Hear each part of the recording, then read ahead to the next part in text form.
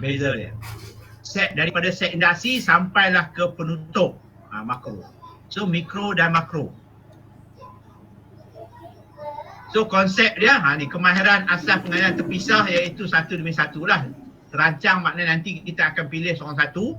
Jadi supaya kita nampak yang ni buat set induksi, yang ni buat permulaan, yang ni perkembangan, yang ni buat penutup. So kita nampak urutan dia. So kemahiran maknanya apa sahaja kemahiran itu, itulah yang akan dipersembahkan lah.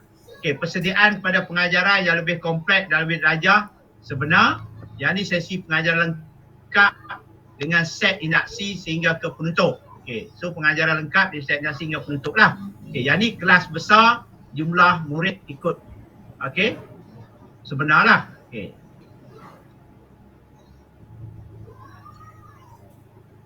Yang ni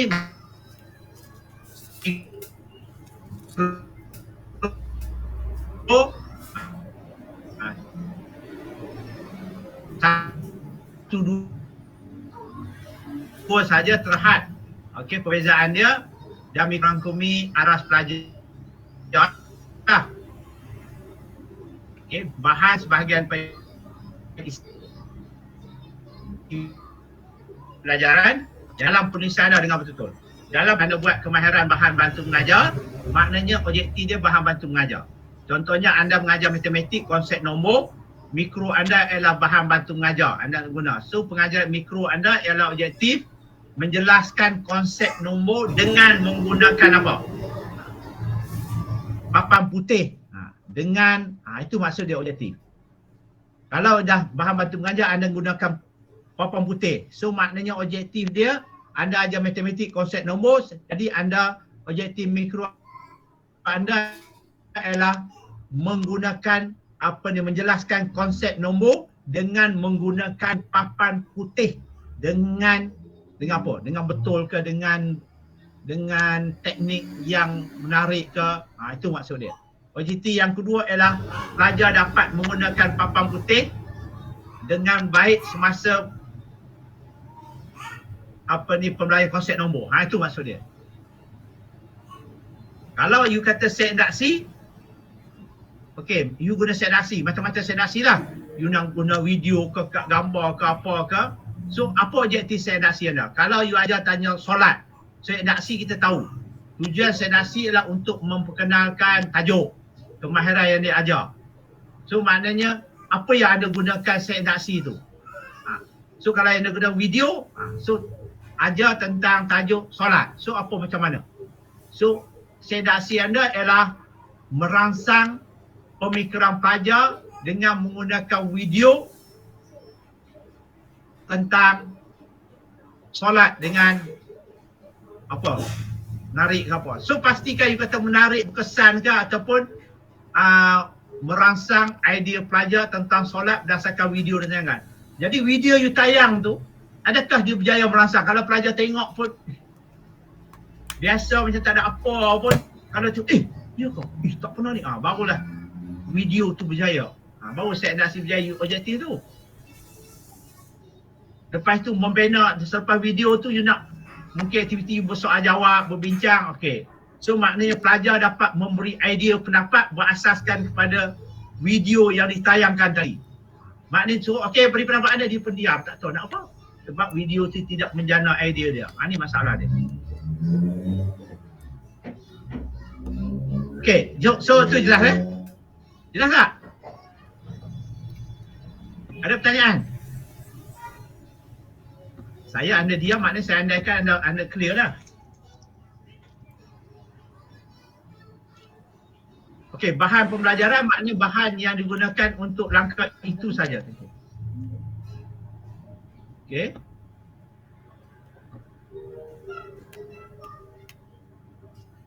Perbezaan jangka masa 5-20 minit, tak mau 5 hingga 10 minit je, dipendek je. Ni 20 minit. Okey, kita maksimum dia ikut langkah anda. Kalau langkah anda tu 10 minit, 10 minit lah.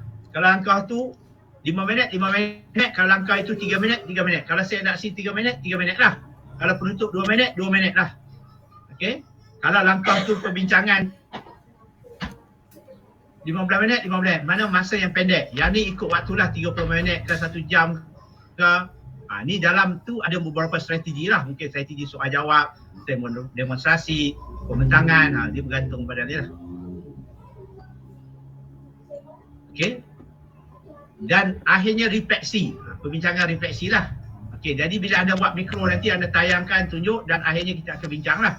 Dan anda kena tulis. Itu yang refleksi pengajaran. Anda tengok dalam tugasan tu, berdasarkan mikro, makro ni, buatlah refleksi, tulislah. Mungkin satu muka surat hafiz kot. Kekuatan, kelemahan dan penambahbaikan. Itu je you tulis berdasarkan pengajaran. Kelemahan apa, kekuatan dia, kelemahan dan juga penambahbaikan yang you rasa you boleh baiki lah. So diteruskan pada apa yang you ni. So ini dah mikro dan makro. So ada soalan setakat tu? Tak ada. So clear lah?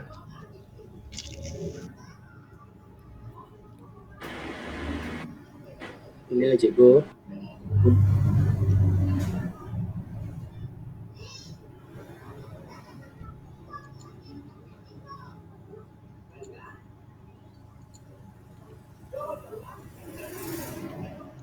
Jenis kemahiran.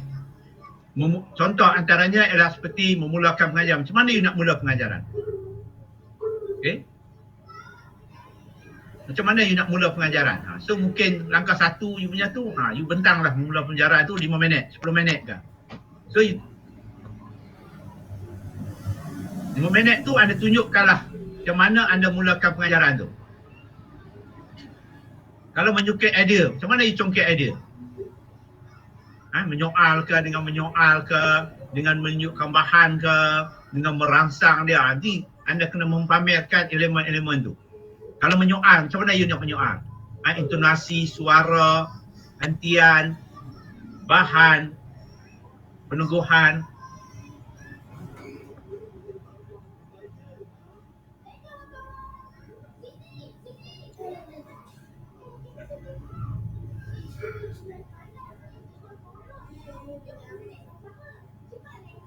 Memulakan pengajaran, saya nak siap.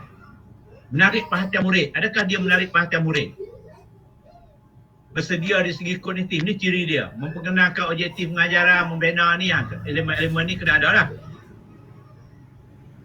Menyungkit idea contohnya. Soal jawab suruh kelas, perbincangan kumpulan, demonstrasi, kuis pendek ke. Kalau menyoal, bila soal, langkah ajukan soalan suruh kelas, beri masa berfikir, ni semua ni dinilai aspek ni anda kena mempamerkan sewaktu anda mengajar nanti. Okey, jenis kemahiran mikro, ni lah kemahiran dia. Siapa ambil menerang, siapa ambil memkukuh, siapa ilustrasi, buat demonstrasi, siapa menutup, siapa refleksi, ni contoh kemahiran lah. Nanti setiap orang akan pilih. Saya rasa berdasarkan semalam kita tuju, berdasarkan indeks nombor, maka itulah dia akan ni. Akhir nanti anda akan dapat lah. Okay.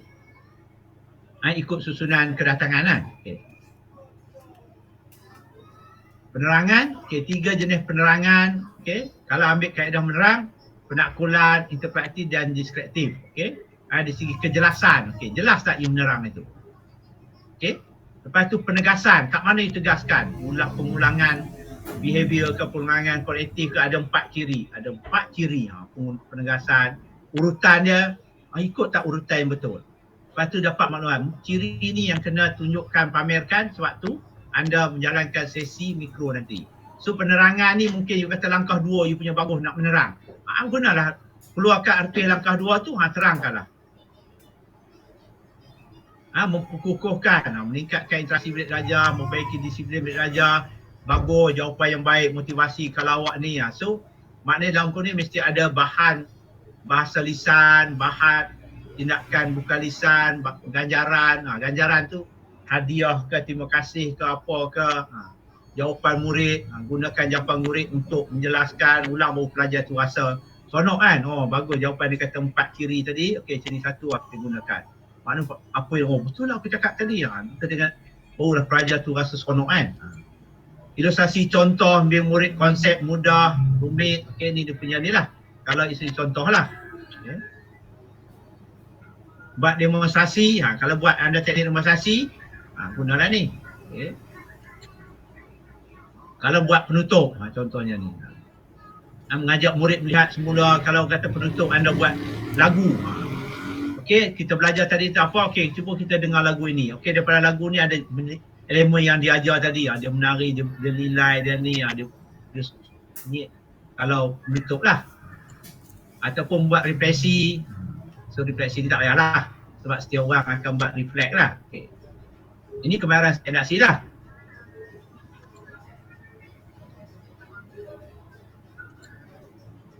Okay. Ada pertanyaan?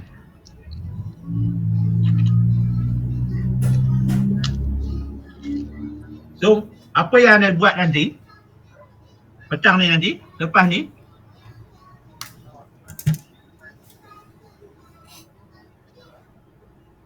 berdasarkan ciri nanti saya tengok apa? Nombor, sekejap saya nak cari ya.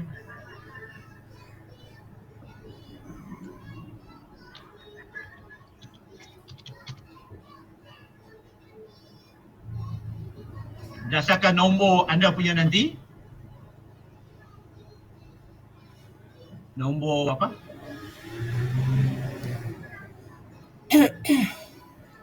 Nombor kedatangan kan? Mana nombor kedatangan? Kedatangan tu nombor 1, nombor 2, nombor 3 akan buat tajuk ni. So maknanya itulah, anda kena cari apa ciri-ciri bagi untuk anda buat pembentangan nanti lah. Okay, ciri mikro lah. Kalau dia set indaksi, apa dia yang mesti ada dalam set indaksi. So carilah bahan tu kan? Dan pasti untuk supaya nanti bila pertemuan akan datang nanti, berdasarkan tajuk anda kena persembahkanlah apa ni pengajaran mikro itu.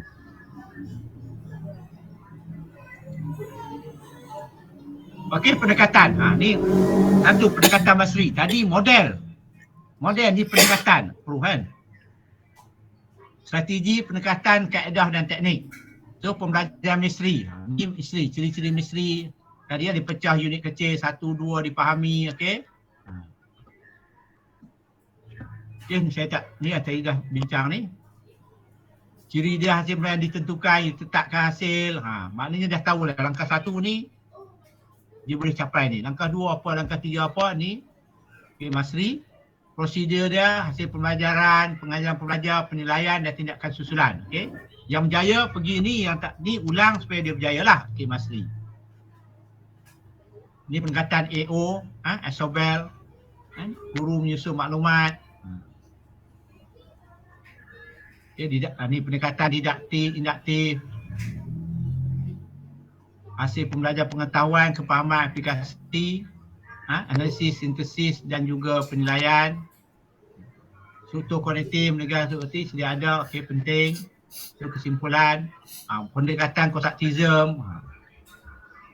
Manusia membina kepahaman, pengetahuan melalui pengalaman, pembelajar, refleksi pengalaman itu. Prinsip konstruktisme.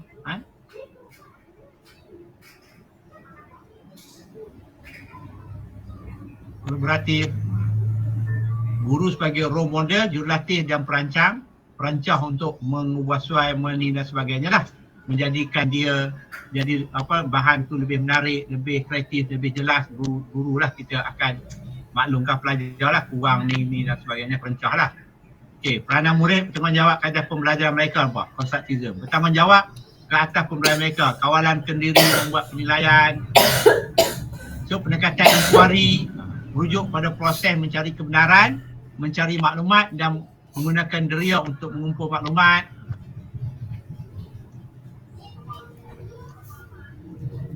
Langkah utama PI menambah utama, merancang melaksanakan aktiviti permukaan, membuat kesimpulan dan menyelesaikan masalah. Okay, prinsip PI, murid normal. Ni bacalah, itu model pengajaran.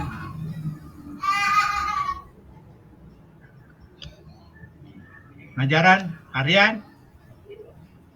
Dalam pengajaran harian mesti ada tajuk, unit, samalah kita dah bincang lah, kasihkan kandungan, bahan bantu. Okay, kaedah aktiviti pengajaran, pelan taksiran dia, apa taksiran yang mesti ada. Okay, perancangan pengajar harian ni tajuk, tema, bidang pelajaran, kumpulan sasaran, tarikh. Okay. Okay. So maknanya di sini saya dah bentang dua tadi, model dan juga pendekatan.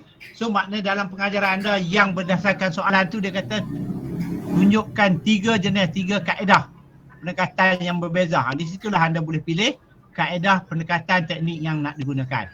Okay. Ada soalan setakat tu?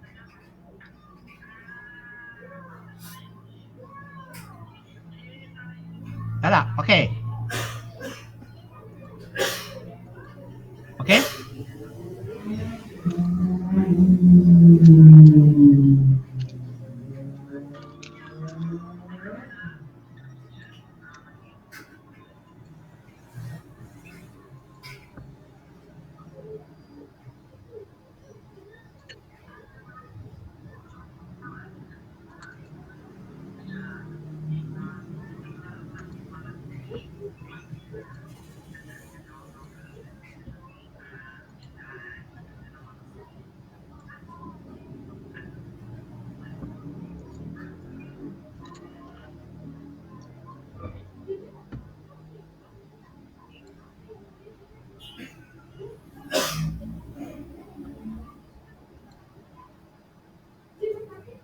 Okey, kita tengok pendekatan kaedah strategi.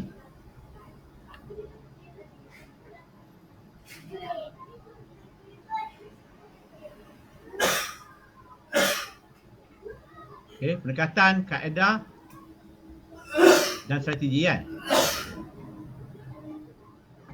Apa beza dia? Apa dia pendekatan, apa dia strategi, apa kaedah, apa teknik? Siapa boleh jawab?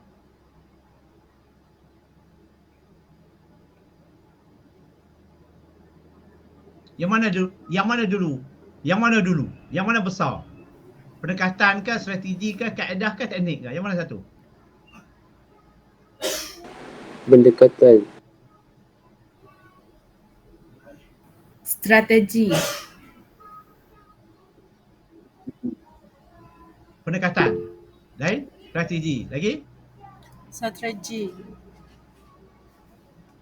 Ada kata strategi, ada kata pendekatan. Apa dia?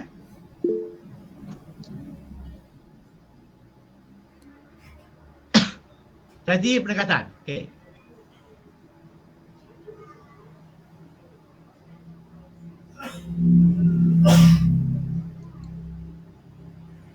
So kaedah pengajaran yang saya gunakan adalah betul. Tetapi hasil yang saya harapkan tidak capai. Kalau begitu, apakah teknik-teknik yang kau gunakan itu betul juga? Teknik yang saya pakai tidak mungkin salah lagi. Oh ya, strategi pengajaran macam mana pula? Apa itu strategi? Kita jawab. So maknanya pengajaran, teknik, pendekatan dan strategi lah. Kaedah dan teknik. Kaedah mengikut kamu dewan bermaksud cara atau aturan membuat sesuatu. Kaedah. Cara atau aturan membuat sesuatu. Hukum atau prinsip. Justru itu kaedah terdiri pada ciri tindakan yang sistematik tersusun satu matlamat. Okey. Itu kaedah. Teknik pula ialah kemahiran yang khusus dalam menjayakan kaedah. Kemahiran khusus adalah dimaksudkan sebagai teknik. Sebab itulah boleh kita nyatakan bahawa semua kaedah mempunyai teknik tertentu yang disusun dengan sistematik. So berdasarkan kaedah dan teknik ni, apa yang kita faham? Ini kaedah, ini teknik. Ataupun ini kaedah, dalam kaedah tu ada teknik. Yang mana satu?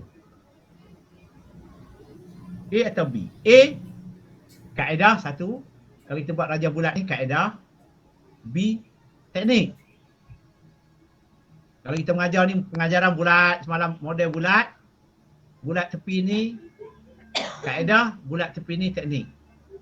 Ataupun pengajaran dalam pengajaran bulat tu kaedah, dalam kaedah tu ada teknik-teknik. Mana satu? A atau B? Dalam kaedah ada teknik. Okey, dalam kaedah ada teknik. Boleh ya? Dalam kaedah ada teknik. Maknanya dalam satu kaedah tu ada pelbagai teknik. Betul? Okey pegang. Maknanya teknik untuk mencapai kaedah perlu teknik. Kalau tidak kaedah tu tak boleh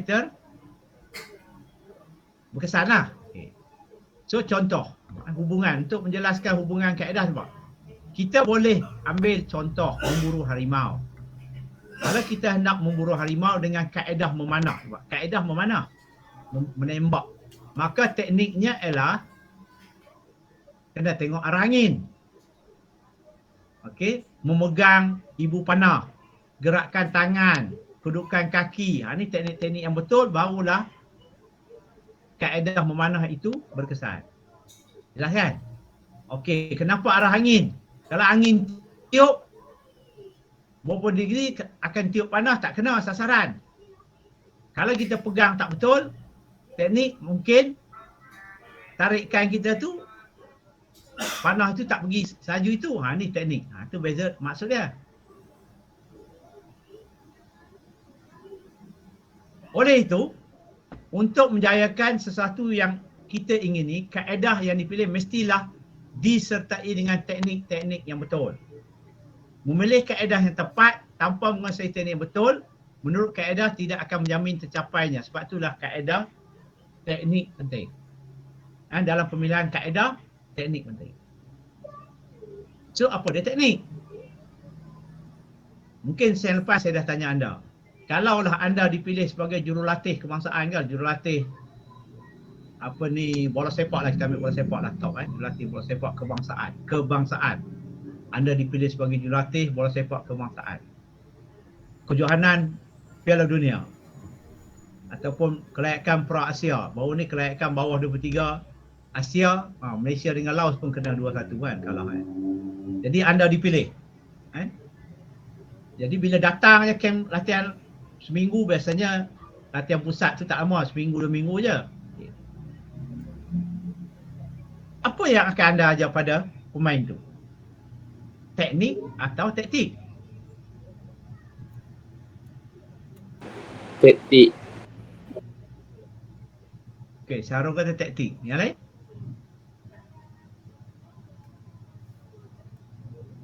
Dua-dua. Ada satu dulu, ada dua. Satu dulu.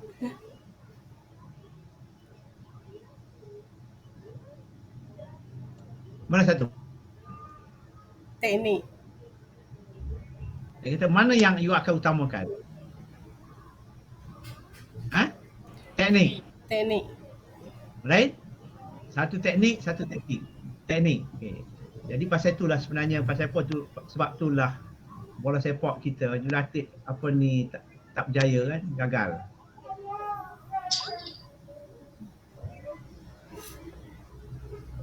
Sebab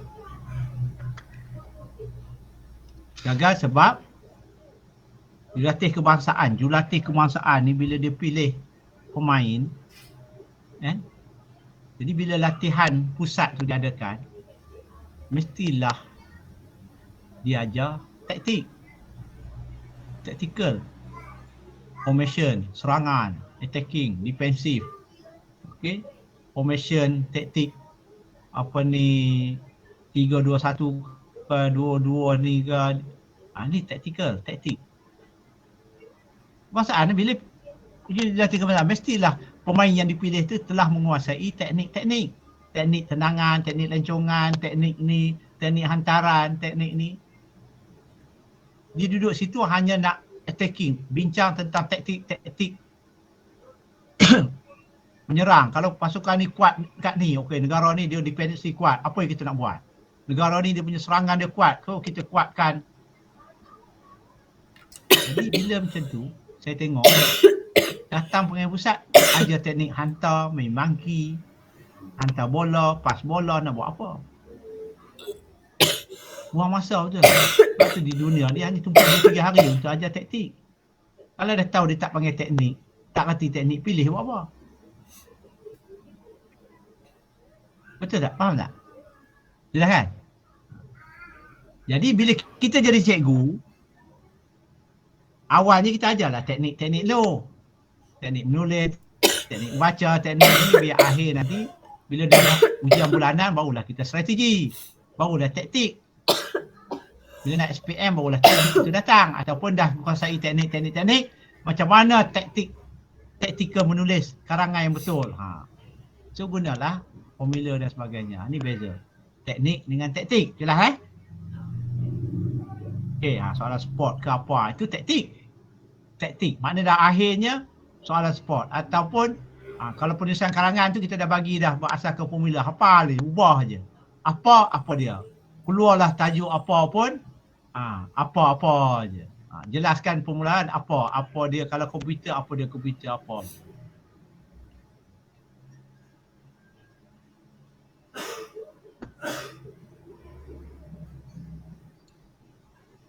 Okay, thank you coaching.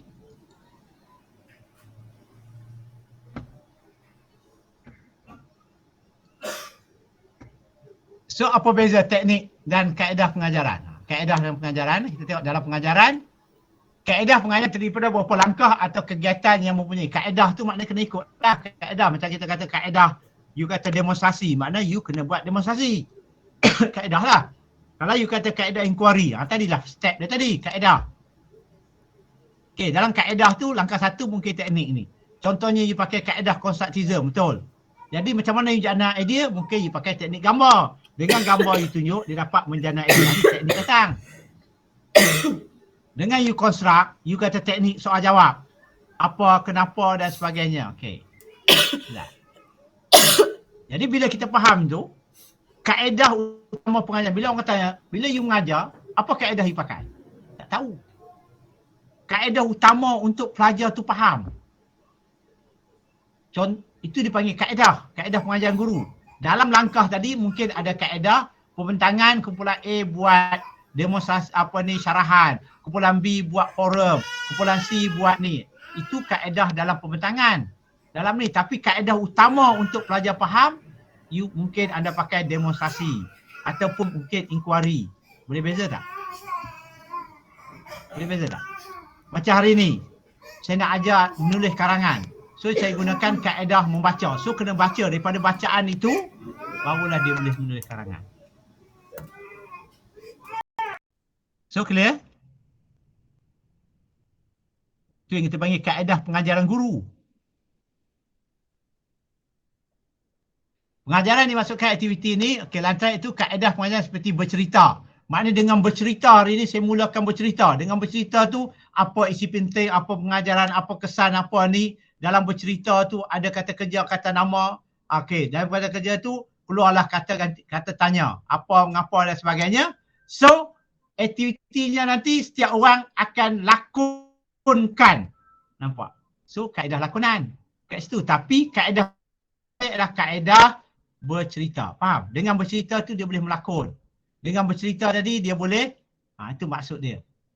Jangan kata, oh kaedah kat situ. Kaedah utama main pengajaran itu.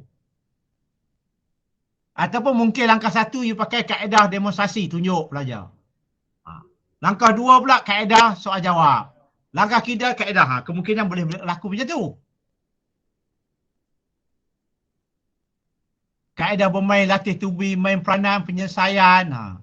Ataupun kaedah sumbang saran. Mulakan dengan apa, kenapa, mengapa dan sebagainya. Dah dapat tu kaedah sumbang saran. Dengan dapat kaedah sumbang saran tu pelajar dah ada idea isi penting dan sebagainya. Dengan isi penting tu baru you minta pelajar buat lakonan. Dan ni buat pelbagai lah. Tapi asal dia dapat idea sebelum dia buat syarahan, lakonan, tulis karangan itu, kaedah brainstorming tu you pakai. Okey? Saudara-saudari? Boleh? Boleh. Boleh. Ni ngantuk nanti. Ni ada kan dalam ni? Ada 2 orang, 3 orang je lain. Tengah masak nasi apa? Ada. Teknik pengajaran ialah kemahiran Jika sesuatu guru tidak dapat menguasai teknik yang ada, okey, dalam satu kaedah, maka kemungkinan besar matlamat kaedah itu tidak terhasil lah. Misalnya, seorang menggunakan kaedah bercerita, mengajar tajuk pelajaran. Teknik bercerita, kalau dia guna kaedah bercerita, dia kaedah bercerita. So teknik bercerita ialah intonasi, gerak tangan, itu teknik. Makna bercerita akan berkesan kalau dia gunakan teknik yang betul. Maknanya suara pada suatu hari, gaya dia, teknik berlaku dalam tu. Okey, jelas Kaedah seperti syarahan mempunyai teknik tersendiri. Teknik syarahan seperti mempelbagaikan nada suara percakapan, bahasa yang sesuai, garis kuliah, okey, penggunaan bahan bantu dan sebagainya, itu ialah kaedah dan teknik itu akan melengkapkan kaedah itu. Dengan teknik itu akan menjadikan kaedah itu berkesan ataupun tepatlah. Okay. Apa dia pendekatan? So pendekatan biasanya digunakan arah atau hala diambil untuk menuju ke satu sasaran, pendekatan.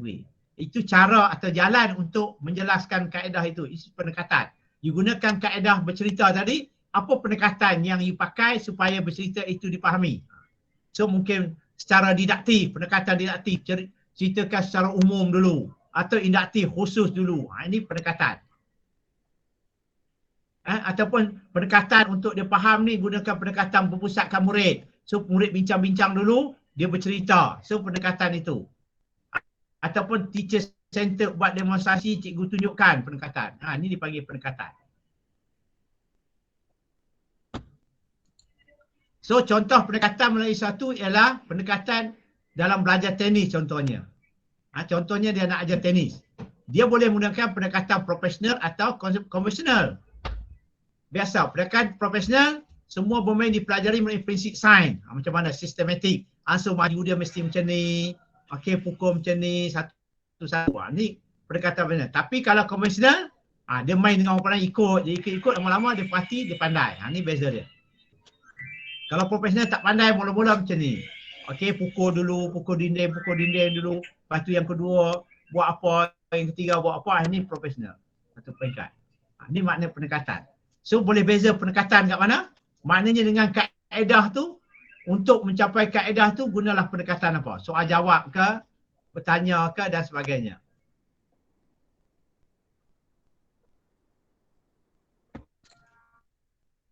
So pendekatan dalam pembelajaran.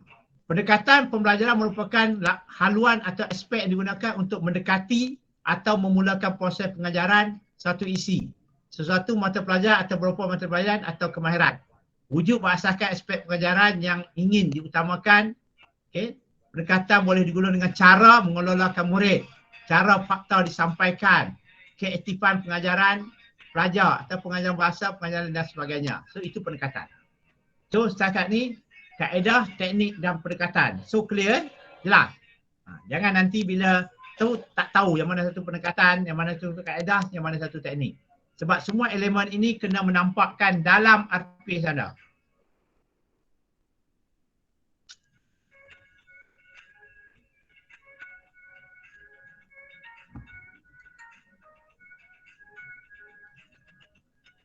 Dan strategi. Apa maksud strategi pula? Strategi dibuatnya susunan pendekatan, susunan dan untuk pakai sesuatu matlamat. Maknanya kita nak mengajar esok, apa strategi kita pakai. Dalam strategi itu ada kaedah. Untuk mencapai kaedah tu perlu teknik dan pendekatan yang sesuai untuk kaedah itu.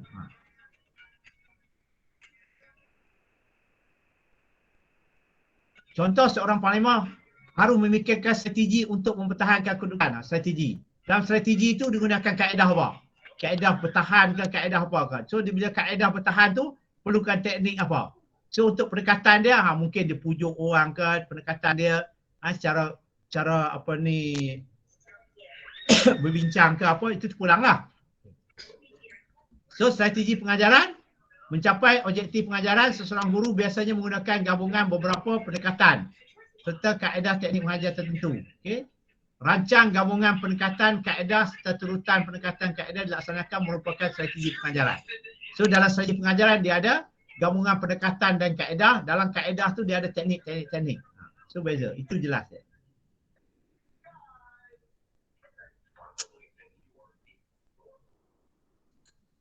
Sebagai contoh, untuk mengajar kelas berenang, strategi pengajaran mempertimbangkan pendekatan yang digunakan, kaedah yang digunakan. Adakah kita guna pendekatan individu atau kumpulan? Kita nak ajar secara individu atau kumpulan? Okey, kita pilih dah pendekatan individu. So barulah kita gunakan kaedah. Itu maksud dia. Ataupun kita nak gunakan kaedah demonstrasi. Okey, demonstrasi. Hari ini kaedah demonstrasi pendekatan individu. Okey, setiap orang pergilah individu. Ataupun secara kumpulan, secara kelas. Ini pendekatan. Ataupun you nak ajar kaedah bercerita. So pendekatan dia adalah induktif.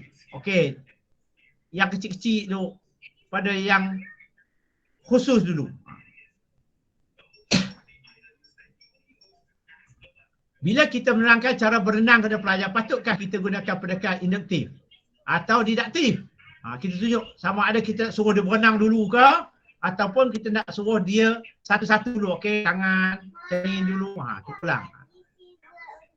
Di samping itu, kaedah pengajaran yang boleh digunakan antara kaedah sarahan, demonstrasi, latih tubi yang mana kita gunakan terlebih dahulu. Bagaimana kombinasi ringkasnya, rancangan yang lengkap mengandungi pendekatan dan kaedah adalah strategi mengajar yang dimaksudkan. Okey. Ada soalan setakat tu? Jelas?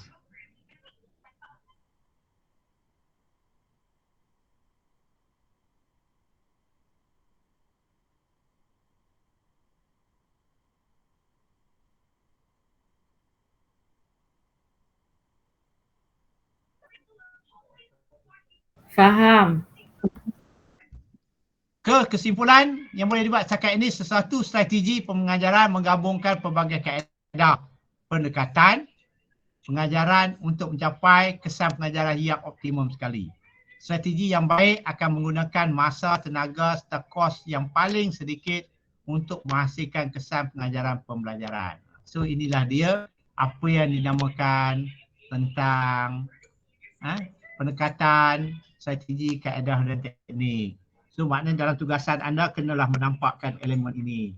Yang dalam JSK tu letak yang lepas tu, oh ya tak tahu. Inilah cerita dia. Kaedah bermain, maknanya dengan bermain itu dia dapat. Saya kata start dengan bermain. Dengan bermain itulah dia boleh mengeluarkan idea.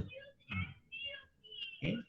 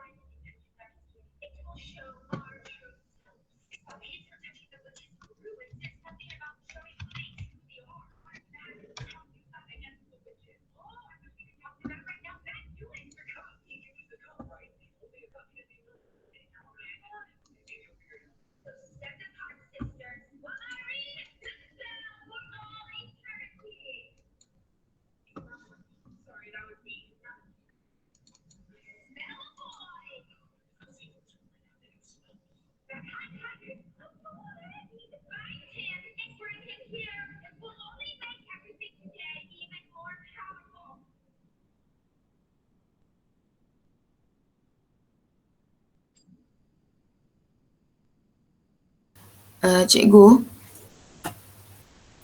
berkaitan dengan micro teaching tu, kena pilih daripada 3 RPH yang kita buat tu ke macam mana cikgu?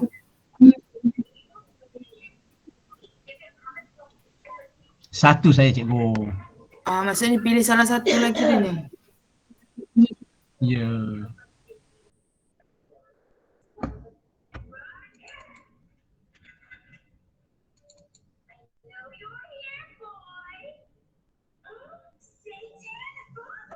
Jangan saya nak cari mana bahan ni. Saya pun tak tahu kat mana.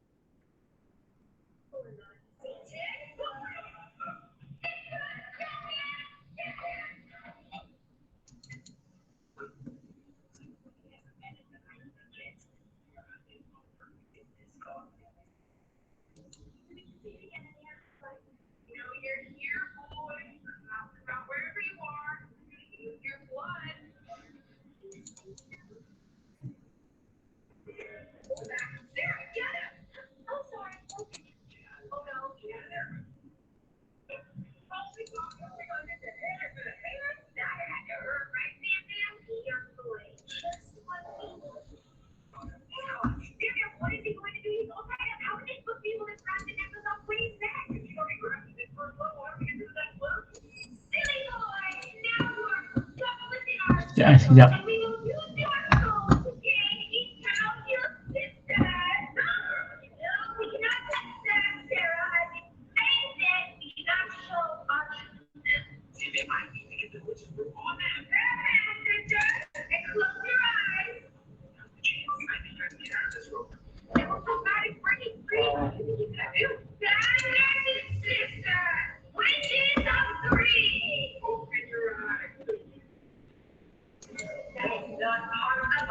Okey, so ada lain?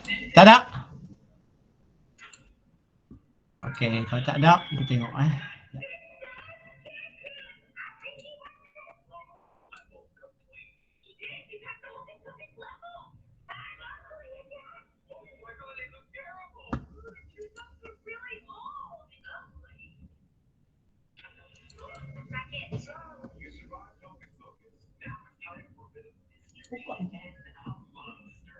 Boleh.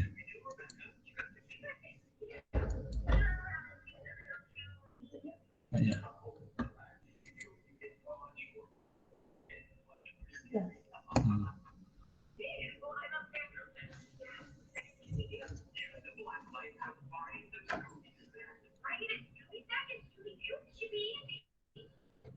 Okey, anda tengok ni. Okey, teknik pengajaran. Okey, ni ada saya bagi contoh, ada 4 contoh. Selain itu banyak lagi lah. Okey, dalam teknik baca pengajaran ni 1, 2, 3, 4 yang boleh digunakan dalam pengajaran. PQRST dan SQ3R ni memang khusus untuk bacaan. KWS ni W pun boleh untuk bacaan juga. Tetapi yang 2 ni memang untuk bacaan. KWS 5W ni boleh bacaan, boleh lisan. Maksud bacaan ni ialah kita menggunakan bahan pengajaran, kita bagi dia teks untuk waktu kita mengajar. You ajar sains ke, math ke, sejarah ke, geografi ke. Kalau ada teks, you boleh pakai PQRS dan SQ3R. Ataupun KWS, WF pun boleh pakai. Tetapi kalau tak ada teks, you boleh pakai KW 5W ni, you boleh pakai. Ni tak boleh, ni tak boleh. Okay, clear?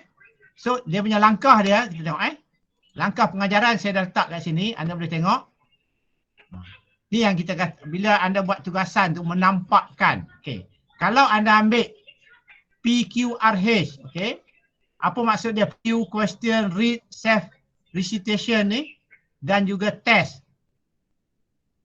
So maknanya ada 5 peringkat ni. So maknanya preview langkah 1, set indaksi lain. Langkah 1 mula set indaksi, langkah 1 preview, langkah 2 question, langkah 3 read, langkah 4 self recitation ni, langkah 5 test uji, langkah 6 penutup. So ada 7 langkah. Ini maksud kita gunakan kaedah ni. So maknanya kalau anda tajuk banjir. So yang pertama bagi tag banjir. Kalau anda ajar sejarah, kalau ajar sains ke.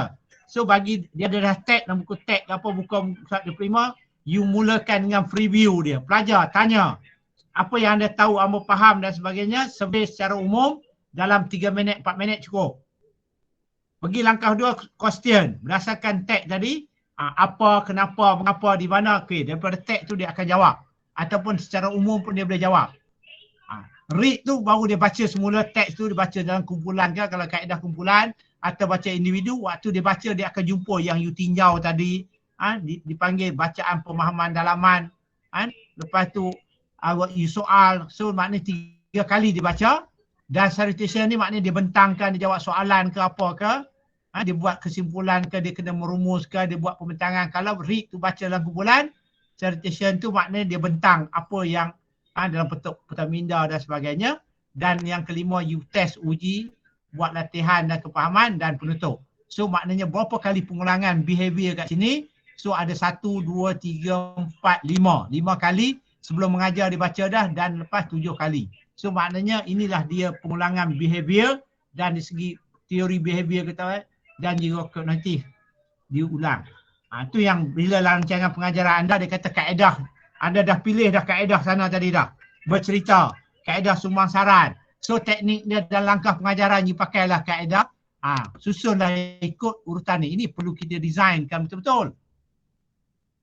Kalau anda ajar Al-Quran, tahfiz, tak ada masalah. Okey, preview dia. Di surah ni ada berapa ayat? Surah ni turun apa?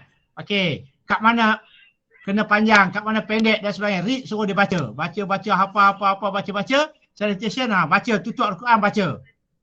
you pun sebut dia boleh ni dan test. Tengok surah tu dia habis baca. Ni makna kita gunakan design acuan framework dia, teknik ni dalam pengajaran.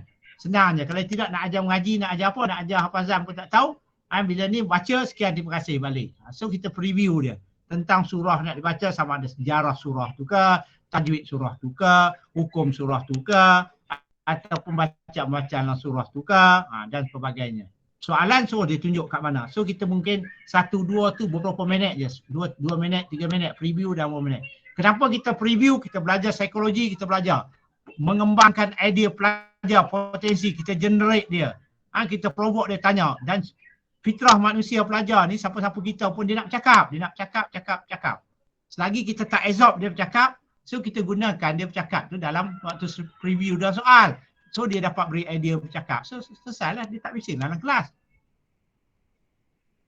Okay, so clear PQRS. Sebab tu dia ada read ni, nampak baca. Sebab tu dia kena ada tag.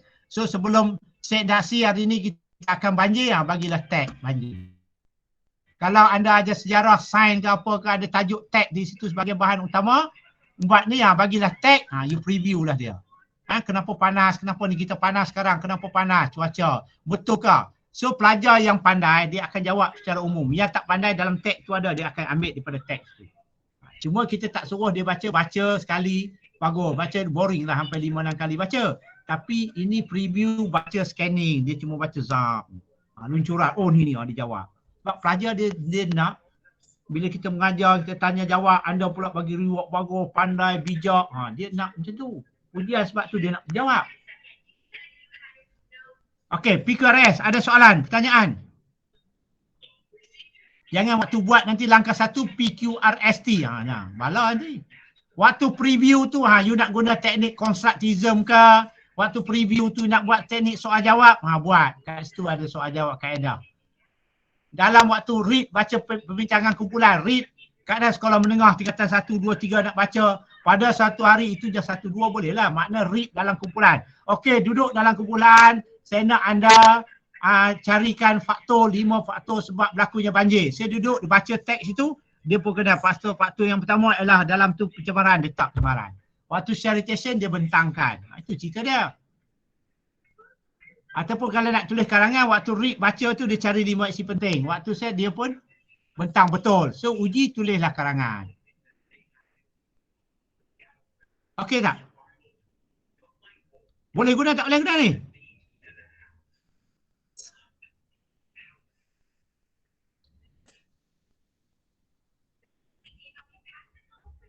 Pergi teknik yang kedua SQ3R. Pakai. So makna 3 kaedah tu anda kena buat. Satu guna teknik PQ, satu RPA kedua guna SQ, yang ketiga pakai KWSS. Satu guna model Taylor, satu kaedah inquiry, satu kaedah Masri, satu lagi kaedah Taylor ke. Tu dia kaedah. Satu pendekatan ni, satu ni. Ni dalam tu pelbagai yang anda kena tunjukkan dalam RPA anda. Kalau langkah 1 PQRS, guna kaedah Masri. Okay. Kaedah Masri Learning.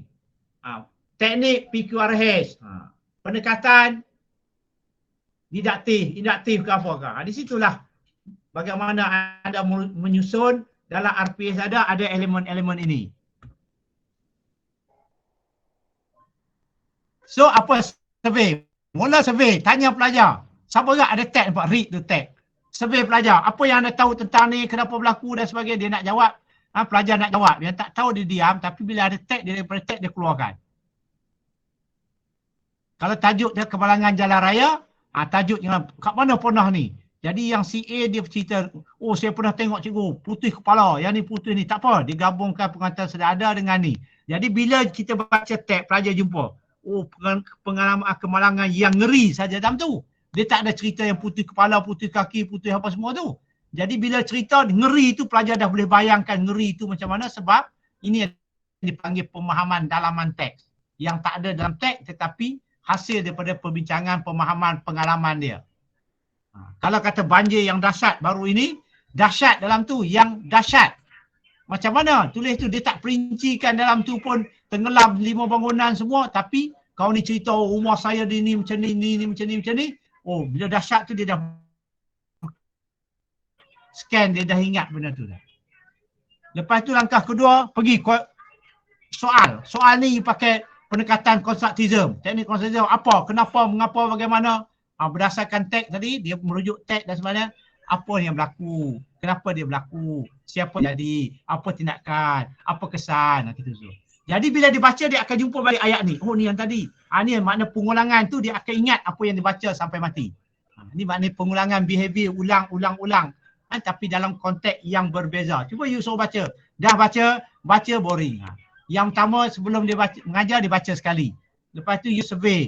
Lepas tu you soal. 5 langkah dan last baca 7 kali. Bila 7 kali you baca, you ulang benda yang sama 7 kali, you akan ingat sampai bila. Sebab tu dari segi teori Islam ni dia 7 hari 7, tawaf 7 supaya kenapa kita tak guna benda tu yang okey kan? So maknanya ada berapa langkah? Ada 7 langkah. So set induksi 3 minit, survey 3 minit, 2 minit, question 3 minit. So maknanya di sini baru 9 minit. Read 10 minit, bincang dalam kumpulan ke apa ke, dia bentang 10 minit, 10, 20, ni 3 minit, 5 minit, 25, set induksi 3 minit, penutup 2 minit. So cukuplah 30 minit you mengajar. Okey, boleh? So receipt bentangkan maknanya dia kena, lepas tu jawab semula, bagi latihan lembaran kerja ke apa ke, dia buat. So maknanya ada SQ3R, inilah dia penggunaan teknik SQ3R. Read ni mesti ada, kalau tak ada tag jangan pakai ni. Nak baca apa kalau tak ada tag? You buat kadar eksperimen, tak ada tag, buat kajian pakai SQ. Read kat mana? Read tu maknanya dia merujuk pengulangan ni. Waktu survey pun read, tapi dia baca scanning, dia pun oh ni dia pun baca. Oh bagus, you beri penungguan, bagi upaya yang baik, bagus, cantik. Oh dia suka, dia seronok. Kita kena tahu psikologi pelajar bila dalam kelas ni, dia pelajar tambah dewasa. Kalau kanak-kanak mungkin tak ni, dia pun nak tunjuk dia hero. Dia pun nak tunjuk dia pandai. Dia pun nak perhatian. Dia pun ada yang disuka dia ni. Jadi bila kita tanya, dia jawab dan sebagai cikgu beri pujian, dia dapatlah tunjuk, oh pandai aku ni. Jadi dia yang dia admire, perempuan suka pun, bila dia jawab tu dia rasa seronok, oh pelajar ni. Ni kalau bagi tanya dia diam, tak nak jawab, dia rasa sedih. Tu yang dia nakal, dia kacau orang dan sebagainya. Jadi dia nak jawab tak tahu, dalam tag tu kita dah bantu. Dan KWS ni mungkin tag boleh, tak pakai tag boleh. K, contohnya nak ajar solat, contohnya K, pelajar dah tahu dah solat. Dia dah tahu dah cara solat, ada 13 rukun solat, dia tahu. Tapi dia tak tahu, one tu apa dia nak tahu. Ni salah ejaan, WANT. Apa yang dia nak tahu? Dia nak tahu cara solat yang betul, pergerakan solat yang betul, bacaan solat yang betul. Dia nak tahu yang tu. Tajuk bola sepak, betul. Dia tahu nama-nama pemain bola sepak. So you ajar PJ. So dia nak tahu macam mana cara tenangan yang betul. Bagaimana cara menjaringkan gol yang betul. So learn, you ajarlah dia macam mana tenangan. Macam ni PJ. So how tunjuklah dia cara bermain. So nak ajar bola. Hari ni kita ajar bahasa Melayu. Okay. Pelajar kata hidden tabah, kata model pakai grassroots. Pelajar kata nak main boring lah cikgu. Kita ajar bahasa Melayu. Tengok kemahiran pula sukata bercerita, menyampaikan sesuatu dengan intonasi gaya bahasa yang sesuai. Tata bahasa pula kata nama. Lepas tu okey lah. Supaya anda berkata okey, esok waktu bahasa Melayu semua buat pakaian sukan. Ui bestnya. Okey, masuk start di padang. Pukul 8 dah start main bola. Bagi main. 2 minit, 3 minit. Okey, sekarang saya nak anda, okey, dalam bola sepak apa yang komunikasi? Kata nama. Okey, apa? Siapa panggil? Okey, kata ganti nama. Okey, kamu, awak, saya dan sebagainya. Okey, lepas tu kata apa ni, arah, atas, bawah, tinggi, rendah dan sebagainya. Okey, lepas tu pula mungkin apa ni, intonasi pula. Okey, saya nak sekarang anda main bola gunakan kemahiran bahasa itu. Kalau atas takkan ringkas wacana itu, takkan nak main bola pun. Bola hantar atas. Berdebuk kena muka baru lebih hayat. So atas tu menunjukkan wacana dia, hantar bola ke atas. Atas! Depan! Maknanya lari ke depan. Tak perlu lagi. Amat lari ke depan. Bola begitu dia tak sampai. So maknanya dia apply. Maknanya itulah pengajaran. Kita pakai dia. So dia tak tahu. So kita ajarlah bahasa guna. Dah how. Suruh dia main menggunakan kata ganti nama tadi. Amat, Ali, sini, sana, depan, belakang, kata arah. kata ni tinggi bawah, so dia guna. Inilah penggunaan bahasa yang sesuai dalam pengajaran dalam menggunakan teknik ni. So langkah 1 set redaksi, langkah 1 ialah know, langkah 2 ialah want, langkah 3 learn, 4 how. Learn ni waktu dibincang dalam kumpulan ke apa ke yang you nak ajar, you guna mesti matematik. Okey, contoh you ajar matematik. Dia tahu dah nombor dan sebagainya. So tapi dia nak tahu tentang konsep nombor. You ajarlah konsep nombor, aktiviti you buatlah aktiviti dia, so dia hasilkan projek apa ke.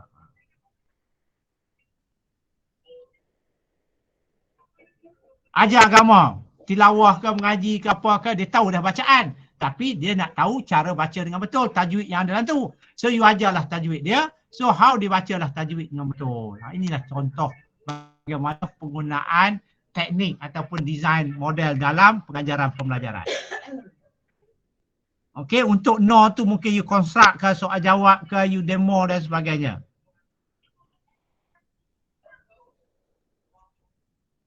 Ataupun ni pun umum. What, bila nak mengajar tulis karangan ke, idea ke, mulakan ajar what, apa dia, why, kenapa, where, di mana, when, bila, who, siapa, how, bagaimana, how much. So peringkat ini langkah 1 menjelaskan. Ini 5W2H tu mungkin boleh gabungkan. What dan why mungkin boleh langkah 1, when dan where mungkin langkah 2, who mungkin langkah 3, dan langkah 4 ataupun what tu apa, why, when, where, who tu mungkin dia bincang dalam kumpulan, dia kena lengkapkan 5 langkah, how tu dia buat pembentangan.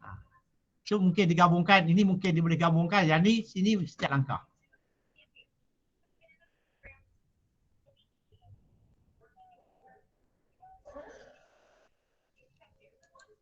Ataupun kalau dalam penulisan, kita nak ajar penulisan karangan bahasa Arab ke, karangan bahasa Melayu ke, teknik, teknik dalam penulisan. Bila strategi penulisan ni dia lain, dia mesti berasaskan pada pendekatan dan teknik. Dia mesti macam ni. Penulisan. Susahnya kan sekejap.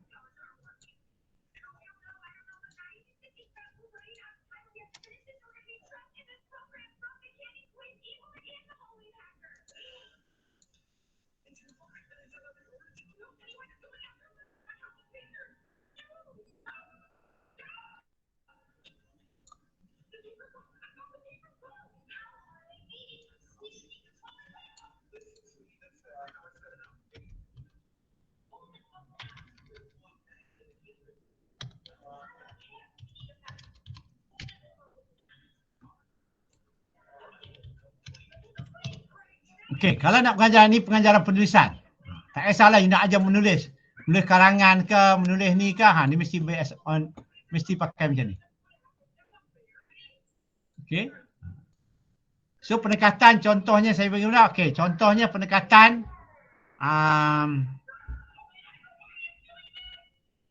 okey, tata bahasa.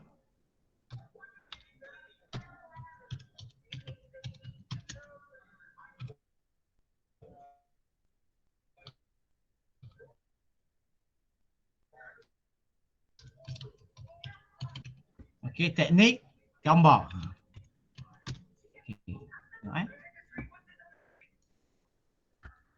Yang kedua mungkin pendekatan komunikatif. Teknik mungkin gambar ke, teks ke, artikel ke, cerpen ke. Teknik itu pulanglah, pakai mana pun tak kisah. Yang tiga mungkin pendekatan proses.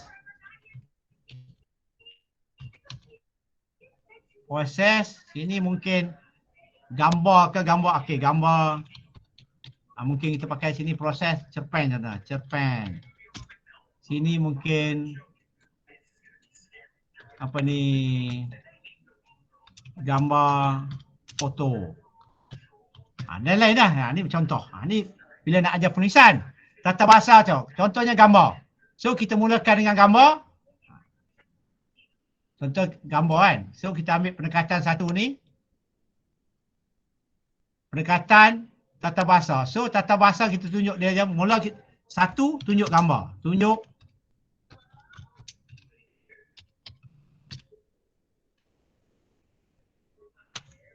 Okey. Tunjuk gambar. Gambar kemalangan, gambar. Daripada gambar tu dia bercerita lah apa dia dan sebagainya. Okey. Daripada gambar tu. Okey, dia boleh bercerita, dia boleh idea dah, jana idea dan sebagainya. Daripada gambar tu, selepas tu kita keluarkan kata kerja ke. Kalau gambar berkelah, kata kerja dia apa dalam gambar tu? Berenang, berehat, bermain. Kata kerja dalam tu. Kita tak nak banyak, korang 5 kata kerja cukup. Contohnya kalau gambar berkelah contohnya, mungkin dia tengah makan.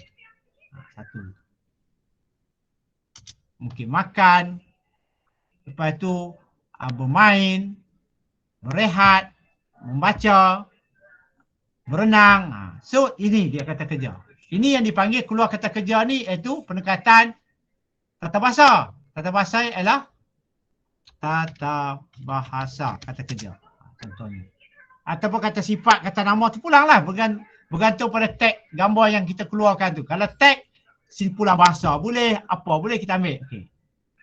Daripada gambar tata bahasa pergi pada dua pula ayat iaitu sintesis. Bukan sintesis. Sintaksis kan? Sintak. Itu ayat. Okey, ayat ni suruh dia berdasarkan kata kerja 5 kata kerja ni bina ayat. Okey, bina ayat. So maknanya ada berapa? Kalau kata kerja ada 6, binalah 6 ayat. Dalam penulisan karangan, ayat ni adalah ayat yang dibina, ayat majmuk ke ayat tunggal sebagai isi penting. Dan organisasi ialah sambungkan ayat itu menjadi karangan. So, sambung ayat. Sambung ke, gabung ke, ikut kategori ataupun kembangkan. Okay. So, inilah dia menulis karangan dalam penggunaan pendekatan teknik. Barulah dia senang tuliskan. Ajar budak tunjuk gambar, daripada gambar tu dia cerita gambar keluar perkataan. Daripada perkataan tu buat ayat. Kalau dia tak pandai, kita sediakan ayat, perkataan tu isi tempat kosong. Berdasarkan perkataan dah ada 6 ayat. Okey, tulis karangan. Kalau dia tak pandai, sambung. Ayat 1 buang je. 1, 2, 3, 4, 5, 6. Dah ada satu perenggan pendek jadi karangan. Kalau yang pandai, perenggan 1 sebagai isi 1. Dia tahulah prinsip dia ialah ataupun nak tengok 4. Kita ajar teknik 4. Pendekatan pemerengganan. Perenggan, teknik mungkin teknik gambar ke, teks ke, apa ke, iklan ke. So kita tahu dalam pemerengganan ni kita ajar dia mesti ada satu perenggan mesti ada ayat topik, huraian dan contoh. So bila gabung tadi, isi utama ialah ayat topik. Kita guna teknik ni. So bila gambar kita tunjuk berdasarkan iklan ni, dia buat bina satu ayat topik. Lepas tu ayat pertama, satu jualan apa ni akan diadakan, okey, suntikan apa ni secara percuma akan ni, okey, ayat topik. Takkan dia tak boleh sambung ayat kedua. Suntikan ini terbuka pada semua yang berminat, ayat kedua. Siapa? Bagi contoh. So ayat topik huraian jadi pelajar tu senang. Oh nak tulis karangan, kena ayat topik, isi dah ada, huraian sikit, bagi contoh sikit. So tiga baris. Kalau satu baris tu 10 ayat, so 3 baris 30 ayat. So 6 satu karangan ada 6 perenggan, perenggan pendahuluan, perenggan isi, penutup. Maknanya so 6 kali 30 dah 180, 150. So 150 karangan senang je dia tulis sebab kaedah teknik yang kita pakai sesuai. Ni banyak lagi lah. Teknik gambar ni you pakai gambar ke, gambar foto ke, gambar bersiri ke, tulang ikan ke, cerpen ke dan sebagainya. Proses ni maksud dia ialah peringkat. Peringkat-peringkat. Baca dulu, pergi peringkat 2, peringkat 3, peringkat 4. Contohnya dalam cerpen, kita proses. Contohnya dalam cerpen ada watak. Lepas tu ada watak pula, ada watak baik, ada latar tempat, latar masa dan lain sebagainya. So bila dia baca cerpen tu, proses dia, okey, latar lu di mana ni? Di sekolah, di rumah. Ini dipanggil latar tempat. Bila? Pagi dan petang. Watak, siapa nama dalam tu? Dan watak ni ada ni. Okey, ceritanya apa? So kita suruh pelajar tulis karangan, senang je. Okey, kena pasti. Okey, sekarang anda pilih lu. Latar di mana? Okey, latar di padang sekolah. Okey. Latar masa petang. Siapa watak? Ali Ahmad Siti. Cerita main bola. So senanglah. satu hari di petang sekolah maknanya cerita bersatu je. Ali, Ahmad, Siti bukan baik. Mereka bermain bola ni. So senang je. Cuba kita bagi proses itu dan juga ni pelajar nak buat pun tak okey.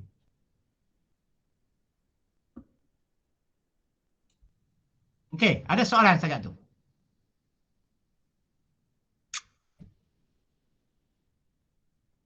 Boleh?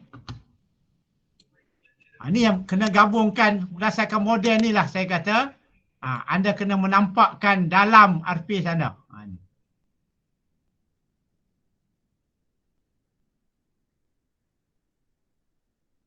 Okey, ada soalan tak?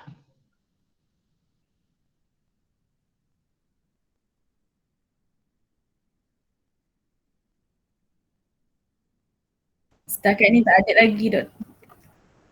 Okey, jelas boleh guna Boleh guna tak boleh guna? Okay. Boleh. Cuba. So anda kena tunjukkan lah.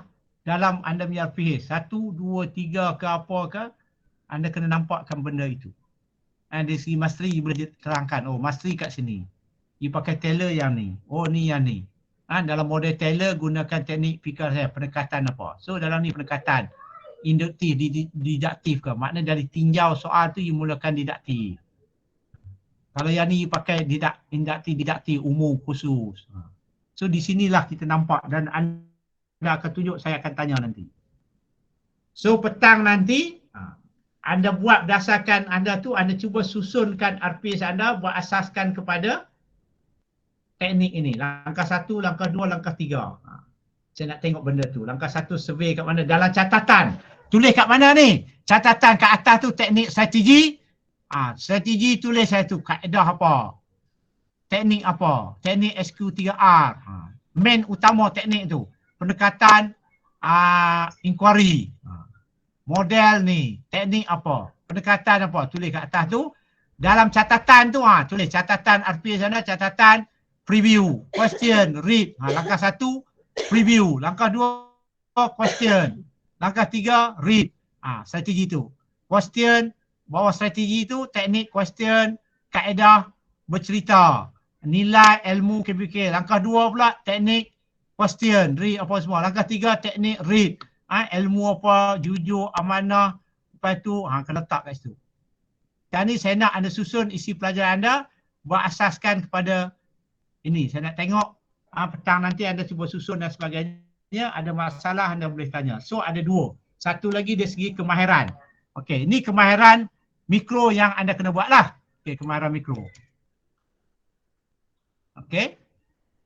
Segmentasi permulaan pengajaran, menerang, meneroka, memperkukuh penyoalan, bahan bantu mengajar, membuat demonstrasi atau menutup pengajaran. Okey. Berasaskan kepada apa kemahiran yang kita buat tadi.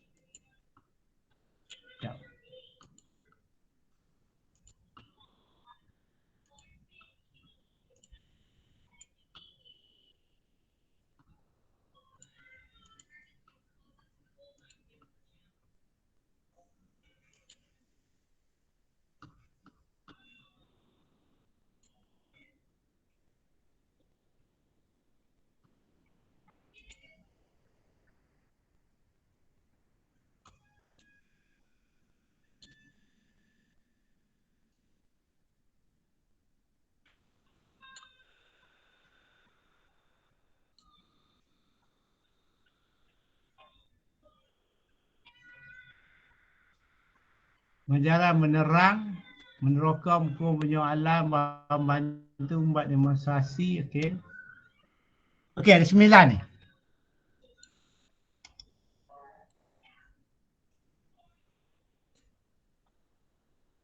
Okey, 10 kemahiran. Tak payah ni 10 ni tak payahlah. Okey, 9 ni.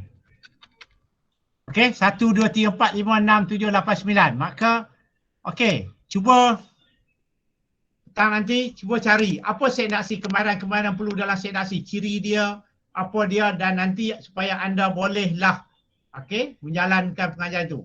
Kena pasti elemen tu apa dia segmentasi, contohnya permulaan merangsang, bahan dan sebagainya. Tu senanglah anda prepare dalam pengajaran redaksi tu, elemen itu bahan mesti menarik, ringkas dan tepat, jelas, merangsang, membuka pemahaman kepada tajuk pengajaran. Okey, so maknanya 1, 2, 3, 4, 5, 6, 7 ni. So maknanya anda akan susun dan juga siapa akan buat, okey, tajuk dia, snap ni, ambil gambar siap. Tajuk ni. Ada 9 ni.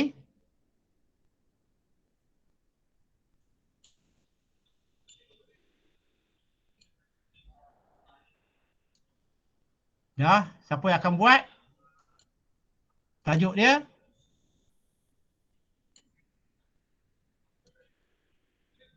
Okey, ni kehadiran kita kan? Betul?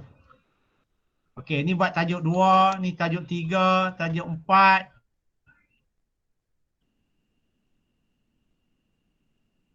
Kemahiran 5, kemahiran 6, kemahiran 7.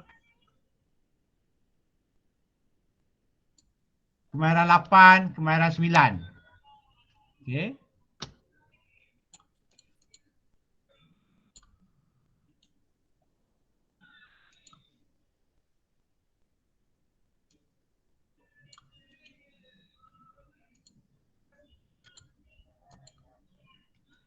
Okey.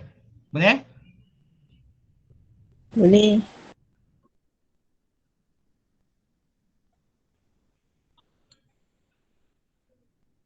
Okey, ni tajuk dia. Okey.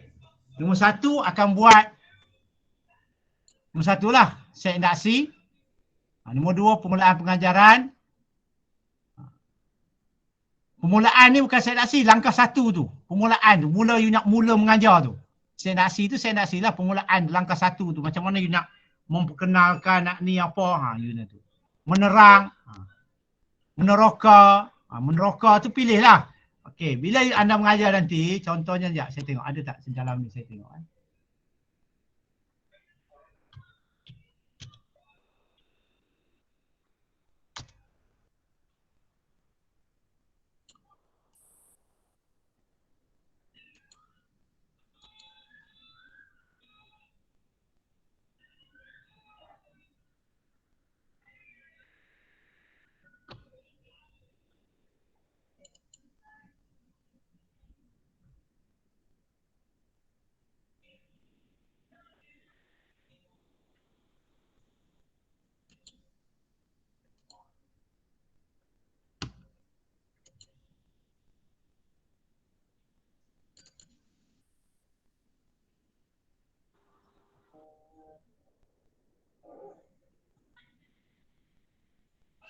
Okey, contoh contoh macam ni.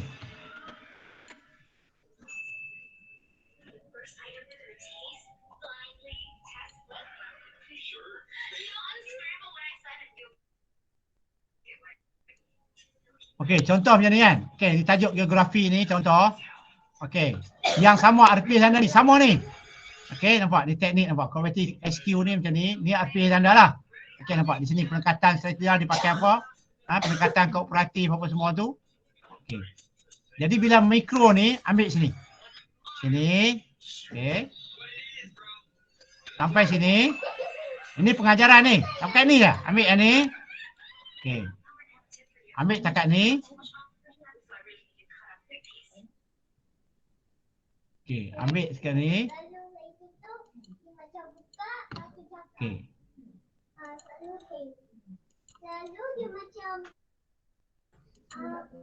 Okey, ni pengajaran, ni pengajaran anda.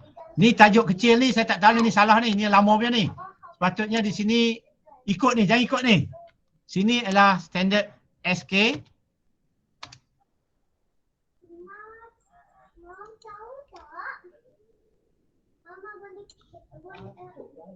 Ni saya tengok dalam ni saya ni. Okey, ni SK dia. Bawah ni adalah standard pembelajaran dia. Okey. Ni objektif dia. Objektif ni hasil ni pakai ni lah.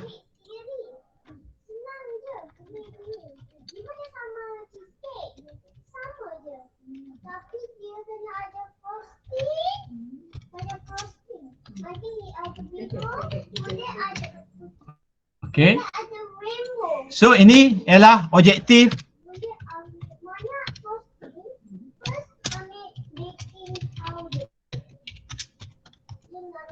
Okey, objektif mikro anda. Ni. Lepas tu dah sudah yang tu, campur dia. 1, 2, 3 ke atas sini. Ni tajuk dia ialah anda punya Pasti dia macam kemahiran. Aku tak nampak lah. Cikgu tak nampak. Ya. lepas tu dah sudah, dia jadi IC. Dia buat warna apa pun boleh. Tapi warna pink boleh. Tapi nanti tak ada warna color tu, kita beli warna Ambil color. sini. Rambut tak sikat. Nampak tak? Sakit tak? Tak cikgu, kena share screen. Nampak Okey. cikgu.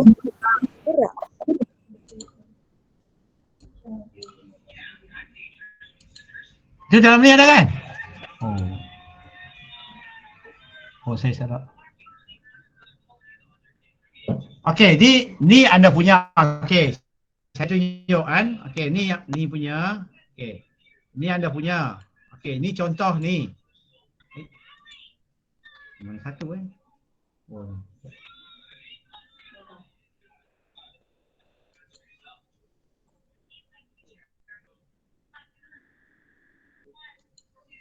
Okey, ni kan. Ni anda nampak kan? Okey, tadi saya kata, okey, tengok saya ambil yang ni. Geografi ni nampak. Ni saya ambil sini. Anda ambil sampai setakat ni ya. Okey. Ambil setakat ni. Okey. Copy ni setakat ni. Ni contoh muka surat barulah, letak sini. Okey, paste ni. Ni, letak sini.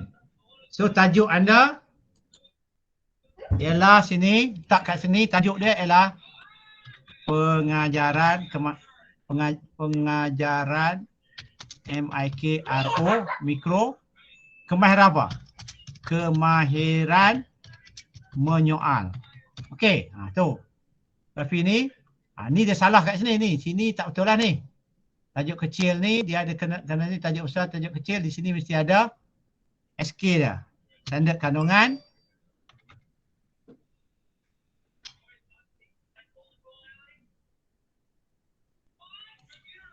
Dia ada SK dan juga SP. Okey.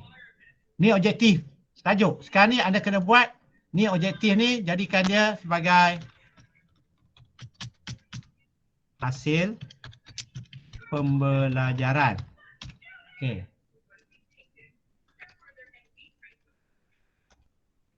Dan sini ialah objektif MIKRO, mikro. Objektif anda. So letaklah 1, 2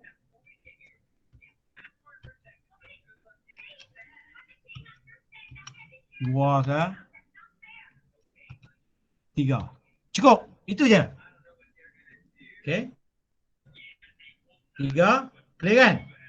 Okey. Lepas tu tengok kemahiran menyoal. Kat mana langkah ni?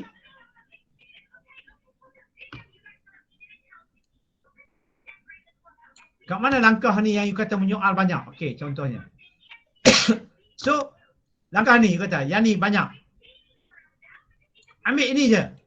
Copy.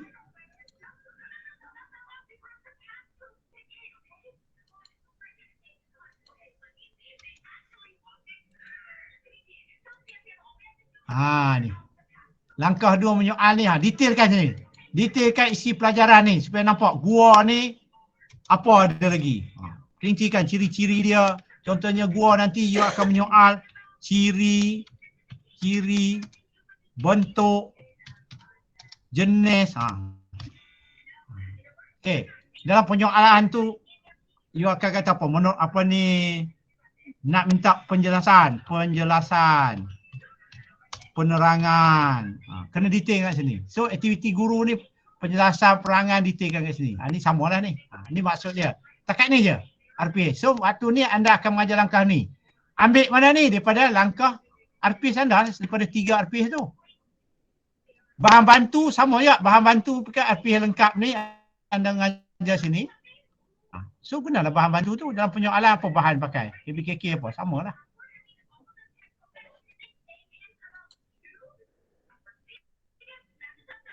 Okey, jelas tak? Jadi objektif mikro dia pada kalau menyoal. Tengoklah tu yang saya kata. Anda dapat tajuk tadi mikro menyoal, carilah apa dia menyoal dalam mikro. Ciri-ciri menyoal. Bahasa, kejelasan, penerangan dan sebagainya. Okey, contoh yang saya bagi tadi. Contohlah kan. Ni contoh tak apa ni. Mana sini?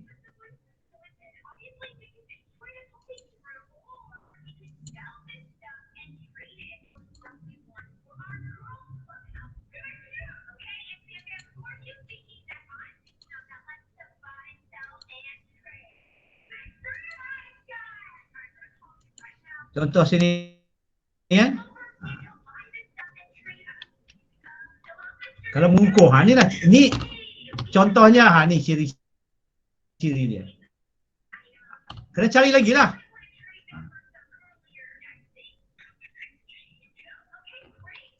Ciri menyoal, macam mana mengukur, menerang.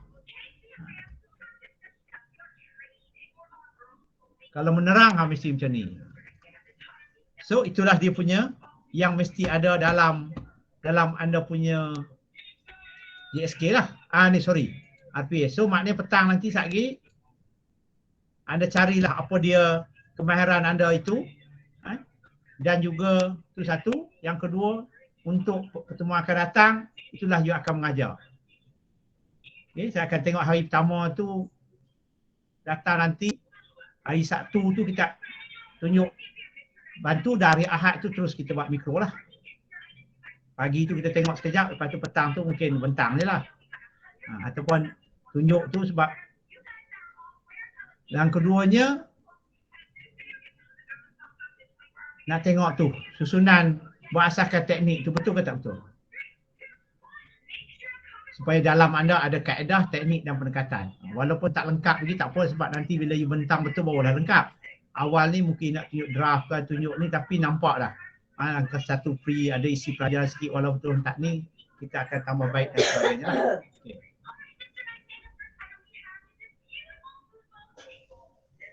Okey, saudara-saudari? Ada pertanyaan? Cikgu nak nota yang belajar hari ni dengan semalam. Apa dia? Nota yang dah belajar hari ni dengan semalam. Untuk nak buat ulang kaji lagi. Saya tak bagi nota, saya dah bagi tag buku dah dalam tu. 2 bab saya dah bagi tu. Anda baca dalam tu. Saya dah share dalam bahan tu. Saya harap dah boleh buka. Saya dah bagi 2 bab dalam apa ni, 2 bab tu. Ni saya bagi dalam, saya share anda dalam ni. Anda tak payah beli buku. Kalau tak anda kena beli. Nak beli ke nak saya share, nak beli? Kami tak boleh akses buku. Oh, kita buka, jangan risau.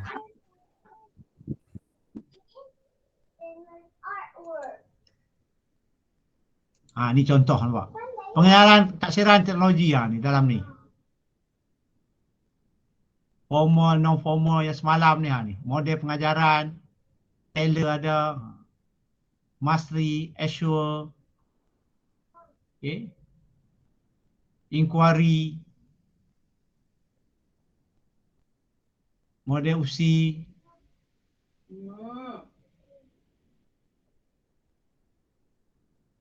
Ni saya share dalam ni yang anda ni.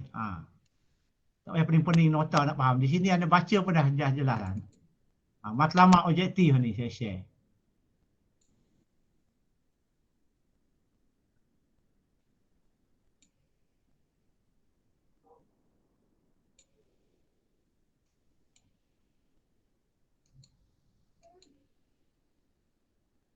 Okey, tengok.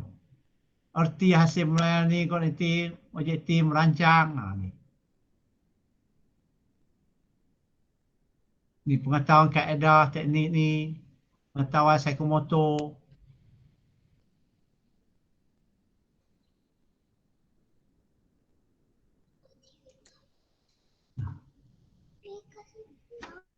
Okey. Ada lain-lain? Okey, so maknanya saya tinggalkan anda. Kalau apa-apa anda boleh WhatsApp saya, tanya saya. Okey, nak tunjuk ke, nak contoh ke. So maknanya saya tinggalkan anda dengan dua benda. Satu, cuba lihat kemahiran-kemahiran, pengertian dan kemahiran yang perlu dalam set naksi dalam mikro itu. Contohnya set naksi, apa kemahiran yang perlu supaya anda bila anda jalankan set naksi nanti anda bolehlah mempamerkan elemen-elemen itu. Jangan nanti bila you buat set naksi, saya direct saya kata gagal. Okey, jadi anda kecil hati buat penat. Kenapa gagal? Bila kita anda study sendiri, baca apa dia ciri set naksi. Tujuan set naksi adalah untuk memperkenalkan tajuk. Satu, merangsang pelajar. Memperkenalkan tajuk atau kemahiran. Merangsang minat tumpuan pelajar. Menarik perhatian pelajar. Memperkenalkan tajuk. So maknanya itu dah itu. Selain daripada itu adalah kemahiran menyoal, menerang bahan tu, adakah bahan tu merangsang. Tiba-tiba tunjuk je tak ada 1 minit, pelajar dah jawab tu. So apa elemen dia? Gagal.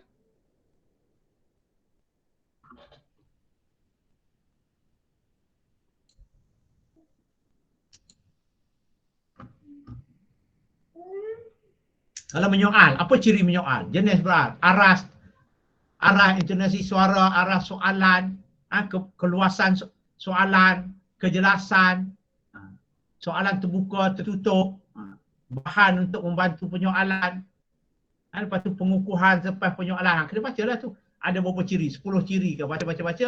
So makna di situlah anda kena sampaikan. Sekarang ni cari study benda tu. Nanti pertemuan akan datang, you tunjukkan saya. Dengan merancang pengajaran berasaskan model tadi. Teknik tadi. Okay?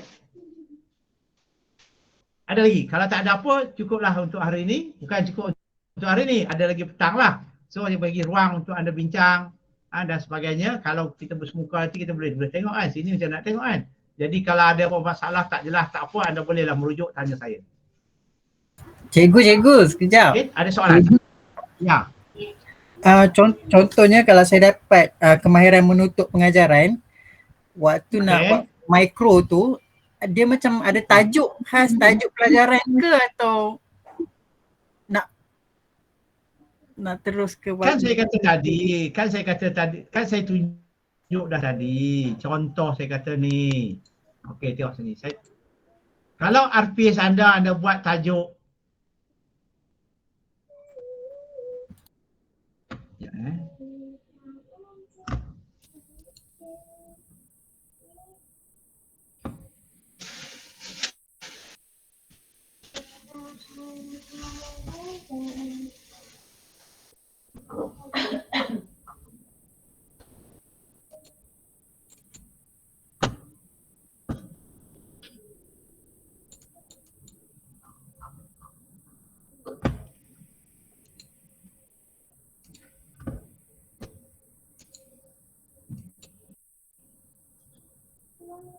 okey, tiga RPS anda tu. Okey. RPS anda 3 tu, yang mana yang you akan buat makro? Pilihlah salah satu. Nak buat asing pun tak apa. Kalau nak senang buat satu. Ambil satu. Supaya bahan tu you boleh guna untuk mikro. Bahan tu boleh guna untuk makro. Dan bahan tu boleh guna untuk pengajaran pentaksiran iaitu keep media. Dan bahan tu, soalan tu boleh hantar untuk tugasan. Okay. So kalaulah ini RPS 1 anda. Ni contoh. Ni RPS 1 anda lah. Okay. Sorry. Contohnya ni RPS 1 ajar bahasa Melayu. Tajuk dia, you punya tajuk apa ni? Tajuk Perwiraku. Ni tajuk ni. Perwiraku. Nampak? Ni pokok utama nampak. Kemahiran 3 menulis. Ni dulu dia nombor ni lama. 1 dulu. Sebelum KSSR, KBSM dia nombor 1 hingga nombor 11. 1 hingga 4 lisan. 5 hingga 7 bacaan. 8, 9, 10, 11 menulis. Okey. So maknanya ni, okey. Saya kata tadi saya dah crop dah. Okey. Berdasarkan RPS ni, you kata you penutup. Ambil dah penutup ni. Ni. Tapi yang ni ringkas. Kena detailkan lah ciri penutup you kena pamerkan kat sini. Penutup you, lagu. Lagu, memperdengarkan lagu apa. So dengan lagu tu apa? Menyanyi, pelajar menyanyi dengan ni. Dan lagu tu apa you nak tekan. So dalam masa 3 minit, 2 minit. 2 minit je lah. 2 minit. Penutup you dalam RPH ni 2 minit, 2 minit lah. So 2 minit lah anda punya mikro you. Jadi bahan pun boleh sama. Apa dia? Okey, faham. Kalau nak buat live, buatlah. Saya tak ada masalah. Jadi banyak kerja pula kan. Jadi bila anda mengajar makro nanti, penutup dah tentu best dah. Sebab dah kena komen dah kena ni dah, semua pekat komen semua dah tengok dah apa dah tentu penutup you dah A dah. Yang lain lagi tambah lagi. Ni contohnya kalau anda set nak C. Bila dia makro, set nak C gagal. Tapi padahal mikro buat set nak C best. Gempak gila ni jadi kena tally tu. Kata ambil RPA yang sama, test tengok jalan. Ataupun kalau nak challenge lagi, pengajaran set nak C ni RPA ni. Set nak C apa ni mikro, set nak C lain. Nampaklah lain macam sikit. Dua-dua dapat kemahiran. So okey, tak masalah. Tapi kena kerja sikit lah. So bila mikro buat yang ni, set yang kedua tu mikro, bila mengajar set A. Ataupun set mikro pakai set yang satu, penutup nanti bila mikro set 2. Baru tengok you baiki. Nampak ada penampilan. Maknanya kita dapat baiki tingkatkan ni. Ni terpulang. Ini semua bergantung pada anda lah. Saya tak ada nak ni apa. Tapi yang saya nak iaitu mikro makro tu, kemahiran tu jelas. Kemahiran satu objektif pengajaran sama. Hasil pengajaran sama, cuma objektif mikro anda ialah apa. Itu bila anda baca menyoal apa ciri dia dan sebagainya. So objektif mikro anda ialah mungkin satu, pelajar guru dapat menggunakan pelbagai aras soalan dalam menyoal pelajar. Menimbulkan keinginan kepahaman pelajar melalui penyoalan yang dikemukakan. Yang ketiga mungkin you kata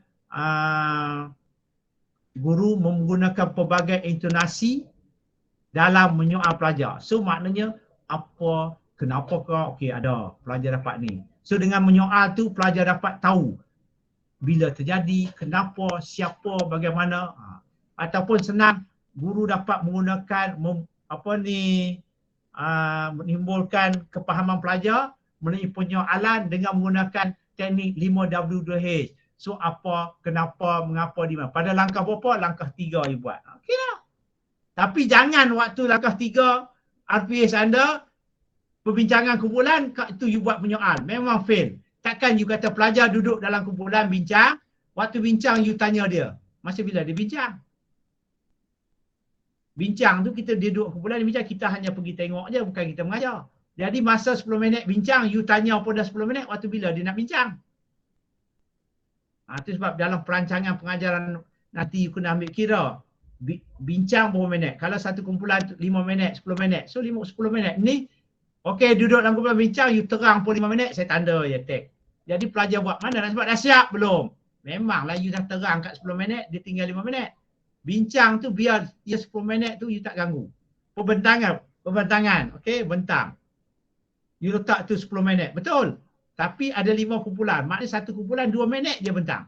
Tiba satu kumpulan 5 minit. 5 ke 5, 25. Memang fail. Ni dari segi perancangan masa kita kena agak. Banyak mana dia ada bentang. Kalau satu kumpulan 5 minit, 5 kumpulan mesti 25 minit pembentangan. Jelas kan? Berapa kumpulan? Kita agak satu kumpulan lakonan. 2 minit je. 2 minit pun lama, 3 minit ke. Kalau 3 minit, 5 kumpulan, 5 ke 3, 15 minit. So masa pembentangan, 15 minit. Waktu bentang, 10 minit. 10 minit tu jangan kacau dia lah. Ini baru kita nak terang, kita nak ni apa semua, faham tak? Faham. Terang lagi, okey buat. Dah 10 minit dah. Okey dah siap. Mana nak siap? Kita bercakap lama tadi. Sebab tu dalam kumpulan kita dah bagi arahan dan kita dah letakkan dia mungkin mapping ke jadual supaya dia isi, supaya dia nampak terarah apa dia nak bincang. Mungkin bincang pula apa, kenapa, bagaimana. So dia jawab, dia ambil pada tag, dia masuk apa ini, kenapa ini, ataupun bila, di mana, siapa, tindakan. So dalam tag dibaca bila, okey tarikh ni. Siapa, dalam tag ni ada orang ni. Apa peristiwa berlaku dalam tag ni dia pindahkan. Ini guide-guide yang perlu kita bagi, memudahkan pelajar, membantu dia dalam pengajaran dia. Masa pun cukup. Kalau dia tak bagi, dia tak tahu nak cari mana. dia lipat kertas sana, pusing kat sini, buat sini, nak ambil apa ke, kenapa ke, benda tak tahu. Masa dah cukup baru keluar kabut. Okey, tuan-tuan, saudara-saudari, saya harap jelas dan boleh buat apa yang ni. Kalau ada apa masalah, anda boleh merujuk, boleh tanya saya lah. Okey, anytime WhatsApp saya ke dan sebagainya. Okey, saya harap boleh membantu anda lah.